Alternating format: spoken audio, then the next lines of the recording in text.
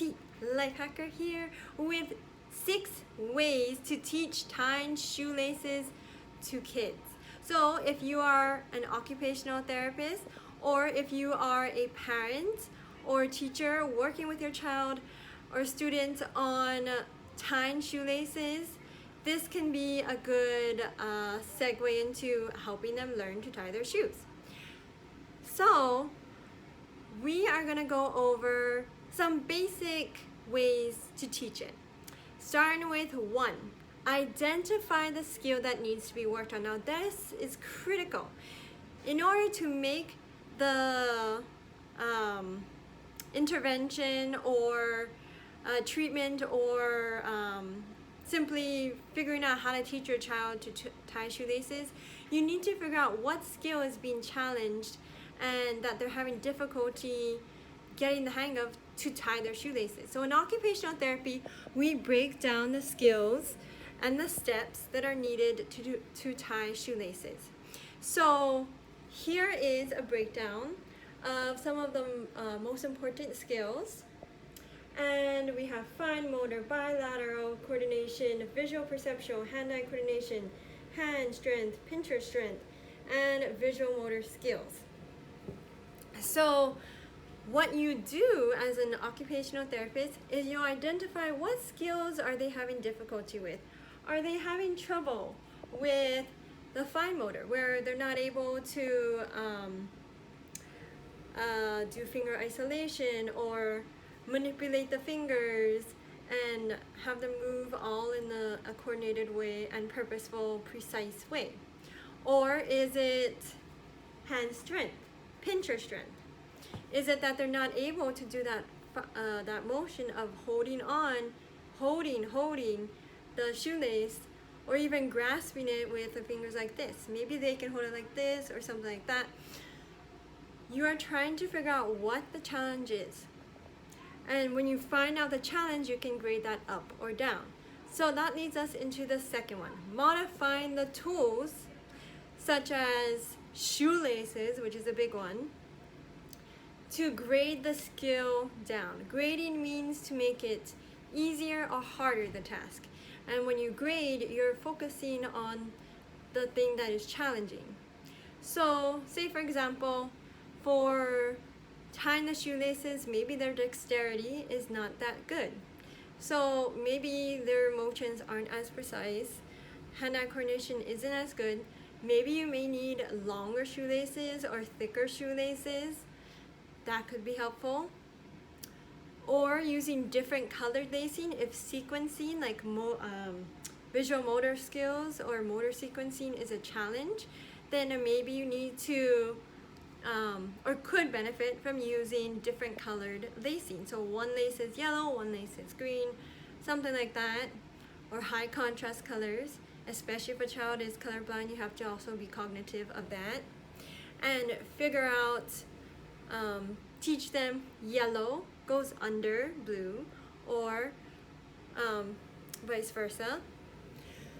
And then the other one is different types of lacing, so alternative lacing. If you want a video going over more about the different types of lacing, as there's a lot of different types that reduce the challenge of even needing to tie shoelaces, and it simply helps a child be independent in putting on the shoes and keeping it safely on their foot because it's tied and it's tight and secure. If you want those options, let me know in the comments below that you want a video on the different types of lacing, and we can do that. I can make a video on that.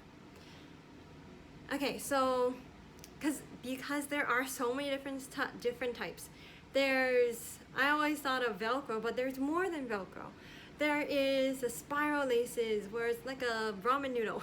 I know, funny analogy there, but it's like a noodle, a curled noodle, and you tighten it and it stays in place. So again, that's a fun topic, and I can talk so much about it, just not in this video because of time. So if you want it, comment below with get a video on that. And if you are liking this video, please make sure to like and subscribe, guys. Much appreciated. And then next, third is backward chaining. So backward chaining means teaching your child the last step first and then working backwards from the goal. So say for example, I'm going to show my shoe here. Just a second. So here's my shoe. Can you see that all right? So here's my shoe. Now, you would have them take apart or pull off, undo the knot, and then they can figure out how to undo it. Because when they're undoing the steps, you're having them pull it. I'll just do it here. You're having them pull it and taking the knot off. So notice how it's at this stage. They can be like, oh, how did they do that? How did you get a crisscross like that? Then they notice, oh, so it's one shoelace under the other. So they pull that out. So as they're pulling things out, they're seeing that there's a lot of pulling they have to do, a lot of unraveling stuff, and that can help them to problem solve and kind of understand what it means to tie a shoelace. And then an example is, say for example, with Legos or even with clothes. Many times your child learns to take off their clothes before they can put it on, right? And that's a pivotal step because being able to take off the clothes shows that they know that I can peel it off. So if I can peel it off, I can do the same motion going the opposite way. Same with putting on, tying the shoelace. You pull in to tie a shoelace, to undo. You do pulling as well. So there's a lot of similarities. And the thing that I really like about backward chaining that I find very effective for it is the problem solving aspect. Now, visual modeling, number 4, visual modeling. That means that you demonstrate for the child how to tie the shoelace, and you can demonstrate on your own shoelace, on their shoelace, and I say and because it's really good to try many different strategies, try many different modeling techniques. And you can also practice on the toys. Say if you have a toy, if you have like an egg carton with holes in it and then you put the strings through it and you tie it, or even like a jacket, you can tie the jacket, you can tie a bracelet. You can practice tying many different things and having your child simulate that. And so that actually gives me a bonus here for you guys. The bonus is that you can practice tying on different things, and that helps your child to problem solve and translate tying shoelace to other things like tying a bow, tying the ribbon on a present, tying the example of a jacket, my jacket here, which you can't see, but tying the jacket, or tying like your belt if you have a belt that's like a ribbon or whatever.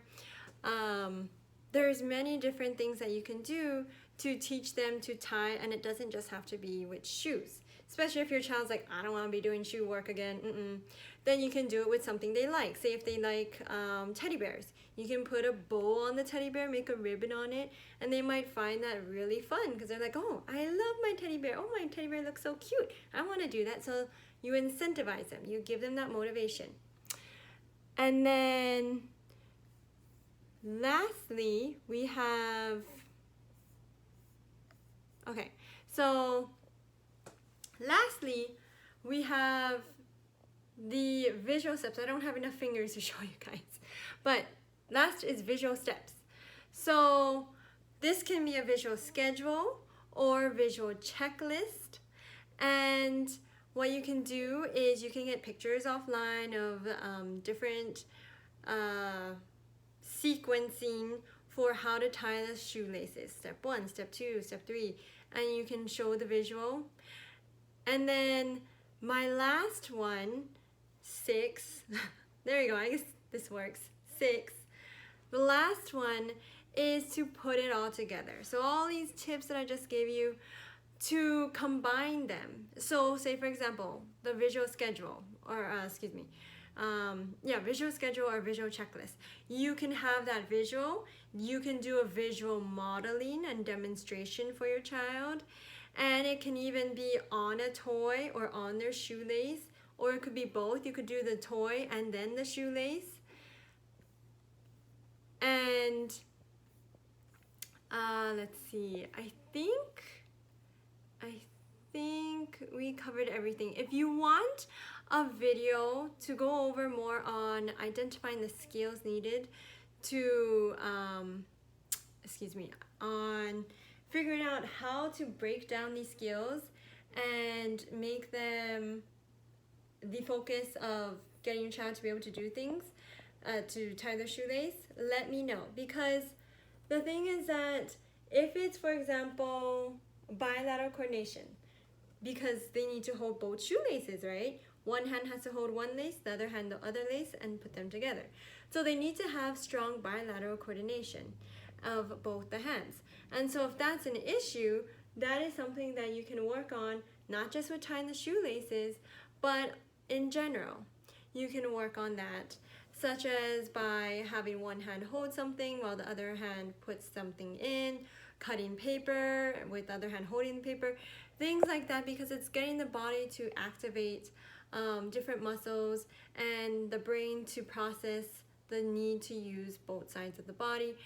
And again, if you want a video going over more about bilateral coordination, hand-eye coordination, all of these, let me know in the comments below, because I can work on making a video for you guys.